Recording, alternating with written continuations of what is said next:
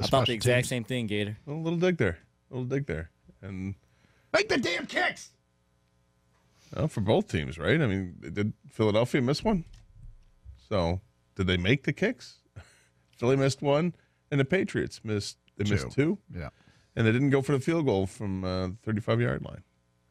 Surprised with that one. 248-539-9797. Let's go to Glenn in Detroit. Hi, Glenn. Hey, guys. This is Glenn. Hey, when are you guys going to, and the rest of the callers who were so adamant about Jim Caldwell's game skills to call a game, going to apologize? Because Peterson did the same thing, 4th and 1. What are we talking about here? He did the same when thing. When Jim Caldwell went for the 4th and 1 on the 1-yard line, I forgot which game it was, but your fans crucified him as basically a dumb coach for making that call. And I think it's time for you guys to say something about that. Hold on for a second. Did they make it? Oh, that's second-guessing. That's totally second-guessing. No, it really isn't. I'm talking about the decision by itself. Was it such a bad decision on Caldwell's part? It depends on that. I'm going to have to go back and look because he did it twice, didn't he, against Pittsburgh? Yeah, if we're talking about Pittsburgh game, different circumstances. Everybody's saying that he should be fired for making that call. So maybe we should fire Peterson tomorrow, too. The Lions, he did the exact same thing. The Lions had one of the... fired a Super Bowl winning coach is a good call. The Lions have one of the worst teams on short yardage situations in the NFL, if not the single worst team. That was not their strength. But it's still going to leave them on the 1-yard line. What about that? Is their defense that bad, too, that they can't stop a team from the 1-yard line? So defense that bad, too, that they didn't... He's supposed to show that he's got no confidence in his defense. And I just listened to so many callers what are you talking about? During those months saying that the guy had no skill. Glenn, stop I'm not really stop for a saying second. that he shouldn't have been What fired. are you talking about? What I'm saying is that the reason should be his win-loss record, not because he couldn't. All right. When he talks about the defense has nothing to do. If the offense stalls, then you're counting on the defense to stop a 99-yard drive. Yeah, I think every coach in the league would say, yeah, we can count on our defense to make the stop if we don't get it. There's so much that goes into these decisions, too. Let's look at the particular circumstances. The Lions were trailing by a point.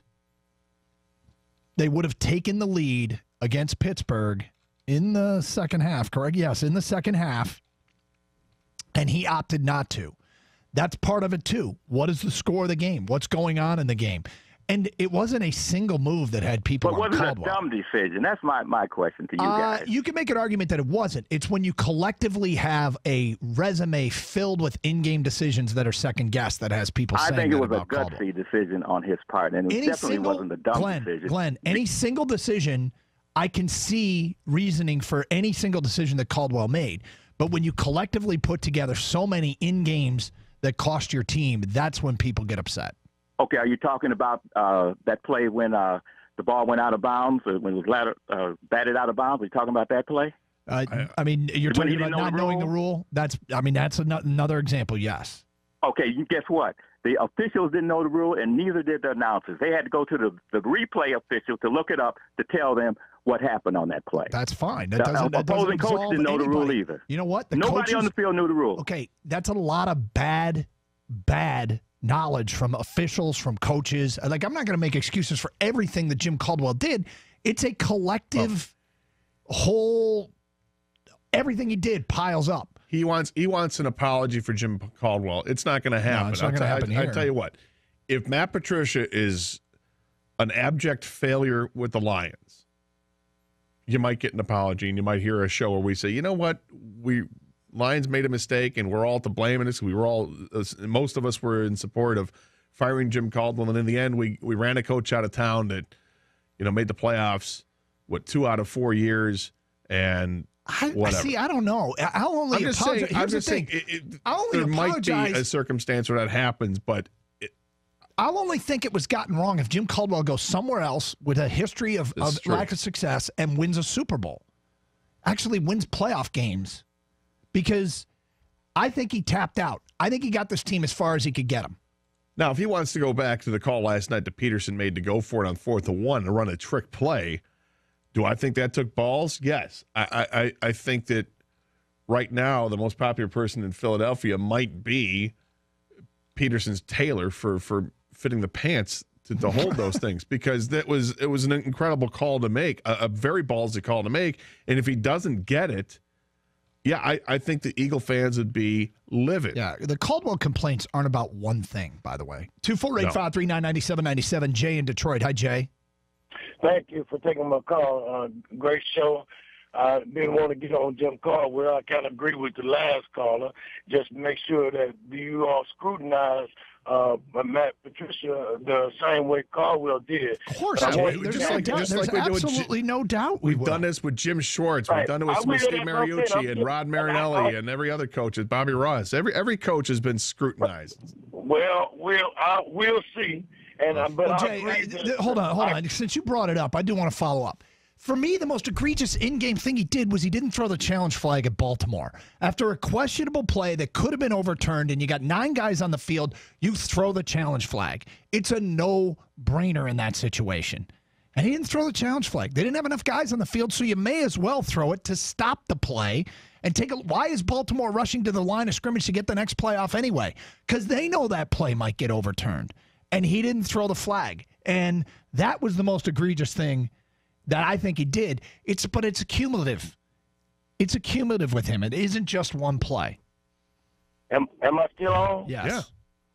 Oh, I'm sorry. No, I didn't want to talk about Caldwell. I was just saying, my ending of that part was let's just scrutinize Matt Patricia the same way Caldwell was done. He'll be scrutinized. Right. I agree with you guys about I don't see the big disrespect as far as Justin Timberlake and Prince. That I thought that was real a great tribute. They were there in Minnesota. And then one more comment. Prince changed his name because of the contract he was under with Warner Brothers. Warner Brothers owned the name Prince, so he had to change his name. Once that contract ended, then he was able to adopt his name back. But that was the reason for that. And then they blackballed him. That's why nobody was really carrying Prince's music. He's the one that started the big internet purchasing. That's where he was relegated to sell his music once he got back in control of his artistic production. Remember Jay, and Gator's point was about changing one's image. He could have changed his name to, Bob. He changed his name to a symbol. Which would have made my friend Bob very happy. You know what I'm saying? Well, Prince, Prince was mysterious like that. And again, it was a slap in the face to Warner Brothers.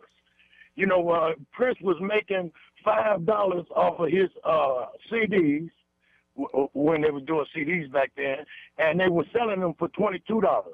Once that contract ended and he took control of and started recording under a different name, he started getting all the proceeds off of his music. So why did they own his name? His name was Prince Rogers Nelson. Right, but they owned the recording. He couldn't record under Prince unless he did it on Warner Brothers albums. I'm a recording artist, and they own the artist.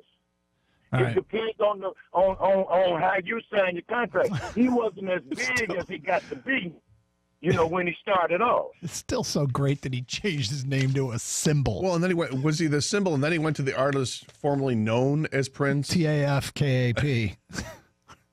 You're good with the acronym. He changed his name to a symbol. He was brilliant. 248-539-9797. Open lines 97.1.